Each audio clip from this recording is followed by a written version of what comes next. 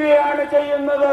അപ്പോസ്തലനായ പൗലോസ് തന്നെ പറയുന്നുണ്ട്, ഞാൻ പാപത്തിൽ എനിക്ക് നന്മ ചെയ്യണമെന്ന് ആഗ്രഹമുണ്ട്, എന്നാൽ ഞാൻ എന്റെ ഉള്ളിൽ പാപമാണ്, അയ്യോ ഞാൻ അരിഷ്ട മനുഷ്യൻ എന്ന് പറഞ്ഞുകൊണ്ട് വിലപിക്കുന്ന പൗലോസിനെ പ്രാരംഭത്തിൽ നമുക്ക് കാണുന്നു. എന്നാൽ ആ പൗലോസ് തന്നെ കർത്താവിനെ കണ്ടപ്പോൾ പറയുന്നത്, അതുകൊണ്ടിപ്പോൾ ക്രിസ്തുയേശുവിലുള്ളവർക്ക് ഒരു ശിക്ഷാവിധിയുമില്ല. പ്രിയപ്പെട്ടവരെ, ഞങ്ങൾ ഇത് പറയുന്നത് എന്തുകൊണ്ടാണ്? സകല മനുഷ്യരും പാപികളാണ്, പാപത്തിലാണ് ജീവിക്കുന്നത്. എന്നാൽ ഇതിനൊരു പരിഹാരം വേണ്ടായോ?